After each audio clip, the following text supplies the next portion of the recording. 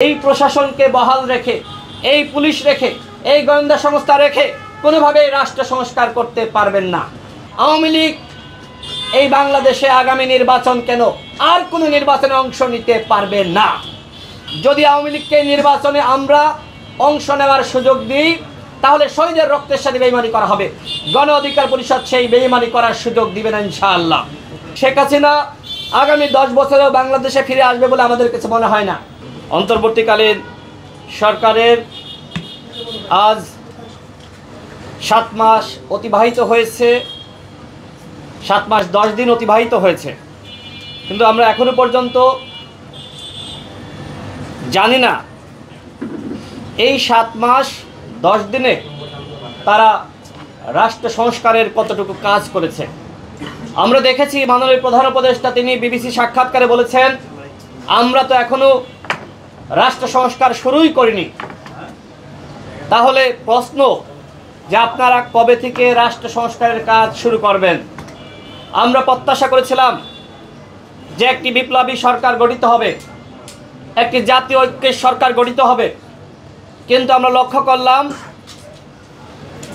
যারা ছাত্র নেতারা ছিলেন তাদের মতামত এবং পরামর্শকে গুরুত্ব দিয়ে একটি একপাক্ষিক সরকার গঠিত হয়েছে। এই সরকার ইতিমধ্যে তার নিরপেক্ষতা শতভাগ হারিয়েছে। কারণ ডক্টর মোহাম্মদ ইউনূস নিজেই বলেছেন ছাত্রদের একটি দল দরকার এবং আন্তর্জাতিক গণমাধ্যমে সাক্ষাৎকারের সময় সেই দলকে তিনি অগ্রিম শুভকামনা জানিয়েছেন। এমনকি দল গঠনের পরে এই সরকারের উপদেষ্টারা তারা সেই দলকে শুভকামনা জানিয়েছে। আগামীতে যে নতুন নতুন দল গঠিত হবে সরকারের উপদেষ্টারা কি সেই দলকে শুভকামনা জানাতে পারবেন? নাহিদ ইসলাম পদত্যাগের পরে অন্তর্বর্তীকালীন সরকারের প্রেস সচিব তিনি নাহিদকে পাশে বসিয়ে প্রেস ব্রিফিং করেছেন এবং তিনি এও বলেছেন আগামীতে নাহিদ ইসলাম প্রধানমন্ত্রী হতে পারে।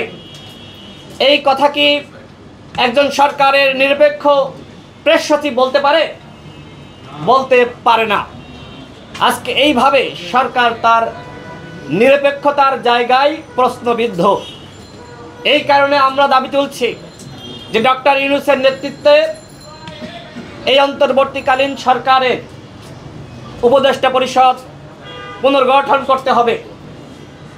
প্রয়োজনে নতুন নিরপেক্ষ সরকার গঠন করতে হবে। আমাদের হাইকোর্টের রায়ের মাধ্যমে তত্ত্বাবধায়ক সরকার ব্যবস্থা ফিরে এসেছে। সুতরাং আপনারা চাইলে, জনগণ চাইলে আপনারা মতামত দিতে পারেন, গণভোট করতে পারেন। আপনারা ডক্টর মোহাম্মদ ইউনূসের নেতৃত্বে একটি তত্ত্বাবধায়ক সরকার গঠন করেন। সেই সরকার বিপ্লবী সরকারের আদলে গঠিত হবে। আমরা শেখ হাসিনার সময় বলেছি শেখ হাসিনার এই জাতীয় সংসদ বহাল রেখে কোনোভাবেই নিরপেক্ষ নির্বাচন সম্ভবপর নয়। শেখ হাসিনা একদিকে প্রধানমন্ত্রী, অন্যদিকে তিনি নিরপেক্ষ নির্বাচন দিবেন, সেই বাস্তবতা কিন্তু বাংলাদেশে ছিল না। যে কারণে আমরা বলেছি যে সংসদ ভেঙে দিয়ে শেখ হাসিনা পদত্যাগ করবেন, তত্ত্বাবধায়ক সরকার ব্যবস্থা গঠিত হবে, এরপরে নির্বাচন হবে। ঠিক এখনও সেই একই দাবি করছি। যেহেতু 3 জন ছাত্র উপদেষ্টা তারা সরকারে গিয়েছিলেন, আমরা কেউ বলে নাই, কোনো দল অভ্যুত্থানের কোনো শক্তি পক্ষ বলে নাই যে ছাত্ররা 3 জন উপদেষ্টা হবে। শুরুতে 2 জন উপদেষ্টা হলো, আর একজন মাহফুজ আলম তিনি ওই 2 জনের সহযোগিতায় তিনি প্রধান উপদেষ্টার বিশেষ সহকারী হলেন। এটি একটি চাল ছিল, টেকনিক ছিল। এরপরে তাকে দিয়ে নাকি আরও অনেক কাজ করাতে হবে, যে কারণে আমাদের রেজওয়ানা আপা তিনি বললেন যে তাকে উপদেষ্টা বানাতে হবে। খুব ভালো আবদার, দপ্তরবিহীন উপদেষ্টা হলেন। এরপরে তাকে কি করা হলো? তাকে তথ্য উপদেষ্টার দায়িত্ব দেওয়া হলো। তথ্য উপদেষ্টাকে বলা হয় সরকারের মুখপাত্র। আজকে তিনি কিভাবে মুখপাত্রের ভূমিকা পালন করছে আমি একটু তার বর্ণনা করি। কখনো হেফাজতের বিরুদ্ধে বক্তব্য দিচ্ছেন, কখনো জামাত ইসলামের বিরুদ্ধে বক্তব্য দিচ্ছেন, কখনো বিএনপির বিরুদ্ধে দিচ্ছেন, কখনো গণ অধিকার পরিষদের বিরুদ্ধে বক্তব্য দিচ্ছেন। এই যে মুখপাত্র সাহেব, তার দায়িত্ব কি এই অনৈক্য সৃষ্টি করা? তিনি যদি এত তাত্ত্বিক জ্ঞান ছড়াতে চান তাহলে পদত্যাগ করে কেন এই জ্ঞানের ভান্ডার খুলে বসেন না? তিনি ইসলামিক শক্তিকে সহ্য করতে পারছেন না। আলেম উলামা মাদ্রাসা শিক্ষার্থীদেরকে নিয়ে ইতিমধ্যে কটাক্ষ করেছেন, যে কারণে আমরা দেখেছি হেফাজতে ইসলাম তারা বিবৃতি দিয়েছে। বিশেষ করে শাপলা চত্বর নিয়ে তিনি একটি নতুন বয়ান তৈরি করেছেন। জামাত ইসলামকে নিয়ে তিনি কটাক্ষ করেছিলেন, যে কারণে জামাত ইসলাম বিবৃতি দিয়েছে। এরকম বিবৃতি আরও অনেক দল দিয়েছে। তিনি এইভাবে অনৈক্য সৃষ্টি করছেন। এরকম নৈরাজ্য সৃষ্টিকারী, গণ অভ্যুত্থানের শক্তির মধ্যে বিভাজন সৃষ্টিকারী ব্যক্তি কি করে উপদেষ্টা পদে বহাল থাকে? আমি প্রধান উপদেষ্টার কাছে প্রশ্ন তুলছি যে আপনি কি তাকে এই দায়িত্ব দিয়েছেন? তিনি আজকে জাতীয় ঐক্য সংহতি পুরোপুরি ধ্বংস করেছেন। একমাত্র ব্যক্তি হিসেবে যদি কাউকে দায়ী করতে হয়, আমি মনে করি মাহফুজ আলম তিনি একজন বিতর্কিত ব্যক্তি। এরকম বিতর্কিত ব্যক্তি কোনোভাবেই তিনি এই সরকারের উপদেষ্টা পদে বহাল থাকতে পারেন না। আমরা তার পদত্যাগ দাবি করছি। একই সাথে বন্ধুগণ, আমরা এই সরকারকে বলেছিলাম আপনারা আওয়ামী লীগকে নিষিদ্ধ করেন, কারণ আওয়ামী লীগ একটি গণহত্যাকারী দল। আমরা ইতিহাসে পাঠ করেছি ৭১-এর পরে শেখ মুজিবের নেতৃত্বে জাসদ এবং ওই সময়কার ভিন্ন মতের রাজনৈতিক দলগুলোর প্রায় ৩০,০০০ নেতাকর্মীকে হত্যা করা হয়েছে শেখ মুজিবের নেতৃত্বে, তার নির্দেশনায়। ঠিক দ্বিতীয়বার শেখ মুজিবের কন্যা শেখ হাসিনার নেতৃত্বে আরেকটি গণহত্যা চলেছে। আমরা তৃতীয়বার কোনোভাবেই আওয়ামী লীগকে এই ব্যানারে সংগঠিত হয়ে আমরা গণহত্যার সুযোগ দিতে পারি না। ইতিমধ্যে আমরা দেখেছি আওয়ামী লীগ সারা দেশে মাথাচাড়া দিয়ে উঠেছে। গতকাল তারা শেখ মুজিবের জন্মদিন উপলক্ষে সারা দেশে মিছিল করেছে, একজনও গ্রেপ্তার হয়নি। সরকার কি করেছে? গোয়েন্দা সংস্থা কি করেছে? আমরা আগেই বলেছি এই প্রশাসনকে বহাল রেখে, এই পুলিশ রেখে, এই গোয়েন্দা সংস্থা রেখে কোনোভাবেই রাষ্ট্র সংস্কার করতে পারবেন না। সরকারের উপদেষ্টারা বলেন যে 80% আওয়ামী লীগের পুলিশ। তো ভাই, আপনারা এই 80% নিয়ে কিভাবে রাষ্ট্র সংস্কার করবেন? বিপ্লবী ছাত্র জনতা যারা অভ্যুত্থানে ভূমিকা রেখেছে তারা প্রশিক্ষণ প্রাপ্ত। এই বিপ্লবী ছাত্র জনতা তারা পুলিশকে, আওয়ামী ফ্যাসিস্টকে তার প্রতিরোধ করেছে। আর কি প্রশিক্ষণের দরকার আছে? তাদেরকে আপনারা 1 লাখ বিপ্লবী ছাত্র জনতা যাদের শিক্ষাগত যোগ্যতা আছে, সাহস আছে, সততা আছে, বিপ্লবে ভূমিকা রেখেছে, তাদের মধ্য থেকে 1 লাখ ছাত্র জনতাকে 1 মাসের শর্ট প্রশিক্ষণ দিয়ে তাদেরকে পুলিশ সহ বিভিন্ন বাহিনীতে দায়িত্ব দিতে হবে, নিয়োগ করতে হবে। আমরা সেই দাবি করছি। এবং আওয়ামী লীগকে নিষিদ্ধের যে কথা আমরা বলেছিলাম, যে দাবি তুলেছিলাম, এখনো পর্যন্ত নিষিদ্ধ করা হয়নি। বরং আমাদের প্রধান উপদেষ্টা বলেছেন, তিনি বিবিসি সাক্ষাৎকারে বলেছেন যে আগামী নির্বাচনে আওয়ামী লীগ অংশ নিবে কি নিবে না এটি নাকি তাদের দলীয় সিদ্ধান্ত। আমরা বলছি আওয়ামী লীগ এই বাংলাদেশে আগামী নির্বাচন কেন, আর কোনো নির্বাচনে অংশ নিতে পারবে না। আওয়ামী লীগ গণহত্যা চালিয়েছে। গণহত্যার পরে পৃথিবীর ইতিহাসে কোথাও কোনো দল নির্বাচনে অংশ নিতে পারে নাই। যদি আওয়ামী লীগকে নির্বাচনে আমরা অংশ নেওয়ার সুযোগ দিই, তাহলে শহীদের রক্তের সাথে বেইমানি করা হবে। গণ অধিকার পরিষদ সেই বেইমানি করার সুযোগ দিবে না ইনশাআল্লাহ। আমরা এই কারণে দাবি করছি অনতিবিলম্বে হাইকোর্টের মাধ্যমে অথবা সরকারি সিদ্ধান্তে সকল রাজনৈতিক দলগুলোকে ডেকে জাতীয় সংলাপ আহ্বানের মাধ্যমে আওয়ামী লীগকে অবশ্যই নিষিদ্ধ করতে হবে। পাশাপাশি 3টি নির্বাচন নিয়ে বিতর্ক রয়েছে। শুধু বিতর্ক না, স্পষ্ট প্রমাণ রয়েছে এই 3টি নির্বাচন অবৈধ নির্বাচন। সুতরাং 14 সালের নির্বাচন, 18 সালের নির্বাচন, 24 সালের নির্বাচনকে অবশ্যই হাইকোর্টের মাধ্যমে অবশ্যই অবৈধ ঘোষণা করতে হবে। এই নির্বাচনে যারা অংশ নিয়েছিল, যারা ডামি মামি এমপি ছিল, এদেরকে দুদকের মাধ্যমে পাকড়াও করতে হবে, এদের সম্পদ বাজেয়াপ্ত করতে হবে। সেটি না করে আমরা লক্ষ্য করছি এদেরকে বাফুফের সহসভাপতি বানানো হচ্ছে ডামি এমপিদের, এবং উপদেষ্টারা তাদের পাশে বসিয়ে তারা বাতাস খাচ্ছে। কি কারণ আমরা জানতে চাই। কি পেয়েছেন আমরা জানতে চাই। কিভাবে ওই সাবের এবং মান্নান জামিন পেল আমরা জানতে চাই। সারা দেশে আওয়ামী লীগের চুনোপুটি গ্রেপ্তার করা হচ্ছে, লুঙ্গি পরা নিরীহ সাধারণ আওয়ামী লীগের কর্মীদেরকে গ্রেপ্তার করা হচ্ছে। অপারেশন ডেভিল হান্টের নামে আজকে যেভাবে আমরা লক্ষ্য করছি সাধারণ মানুষকে, সাধারণ আওয়ামী লীগকে হয়রানি করা হচ্ছে, এটি কোনোভাবেই আমরা প্রত্যাশা করি নাই। আমরা বলেছিলাম যারা অপরাধী, আওয়ামী লীগের যারা গণহত্যা চালিয়েছে দোসর, তাদেরকে আপনারা গ্রেপ্তার করেন, কিন্তু তাদেরকে গ্রেপ্তার না করে আপনারা নিরীহ আওয়ামী লীগকে গ্রেপ্তার করছেন।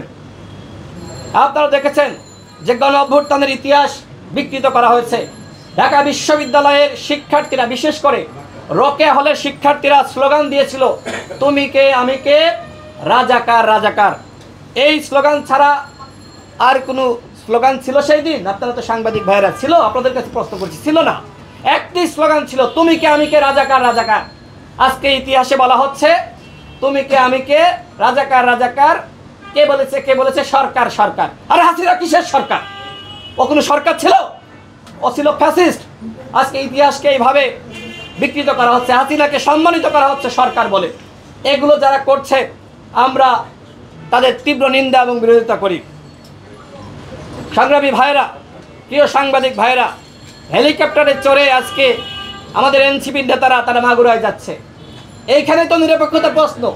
আজকে আমি যদি পুলিশকে বলি যে আমাকে একটা হেলিকপ্টার দেন, ফারুক হাসান যদি বলে আমাকে দেন, বিএনপির মহাসচিব বলেন, ছাত্রদলের নেতা বলেন, পুলিশকে বলে যে আমাকে দেন, দিবে?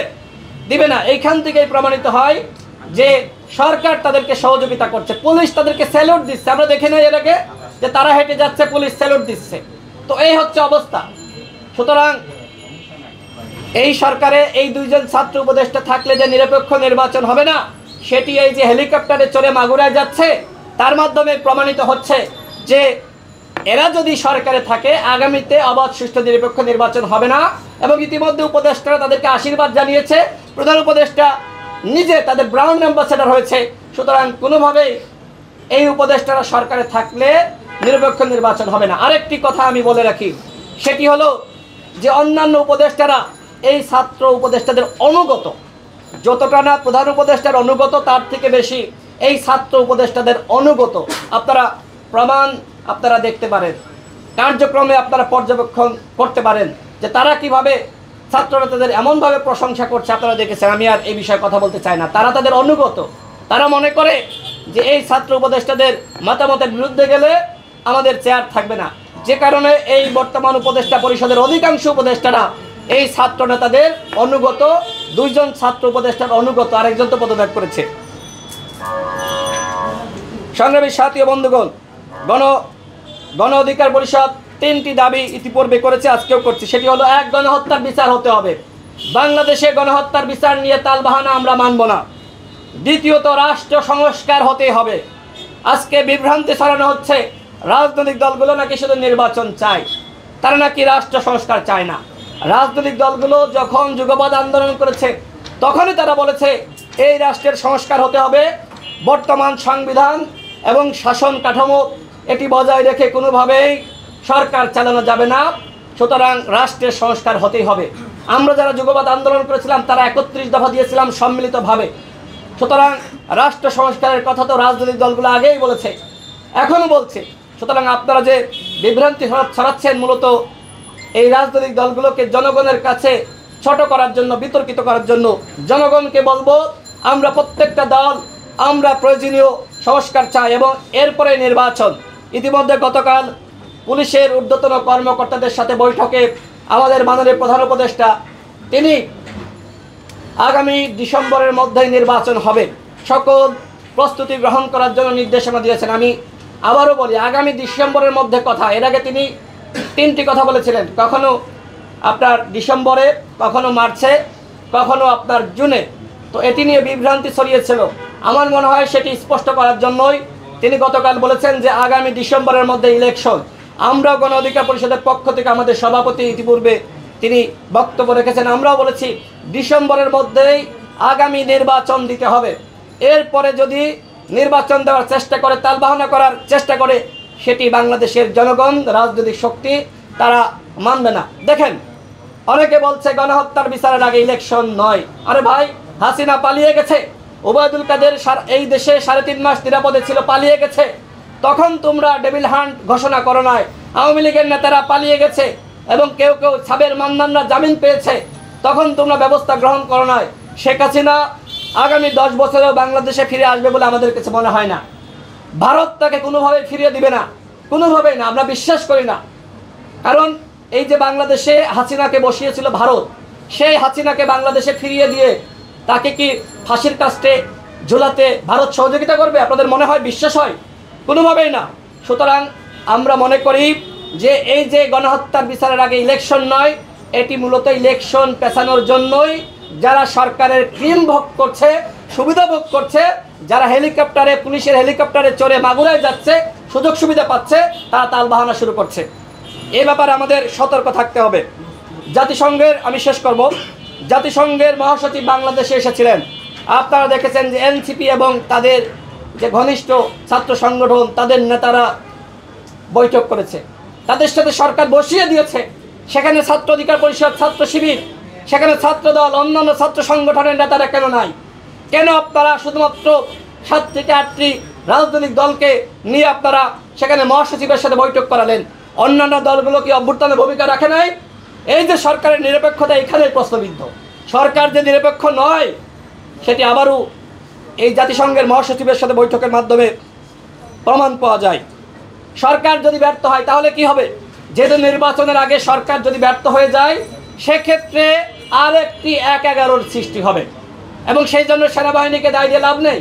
কারণ আমরা লক্ষ্য করছি যে এই সরকার আইন শৃঙ্খলা পরিস্থিতি নিয়ন্ত্রণ করতে পারছে না, এই সরকারের মব জাস্টিস বন্ধ করতে পারছে না। বিভিন্ন জায়গায় আপনারা দেখেছেন যে সরকারের একজন উপদেষ্টা বলে তোমরা উল্লাস করো, এবং বৈষম্য বিরোধী নাগরিক কমিটির নেতারা ধানমন্ডি 32 বিভিন্ন জায়গায় গিয়েছে। পরবর্তীতে আরেকজন উপদেষ্টা বলে থামাও বাবা থামাও, একজন আগুন ধরিয়ে দেয়, আরেকজন পানি নিয়ে যায়। এই হচ্ছে সরকারের চরিত্র। এইভাবে রাষ্ট্র সংস্কার হয়।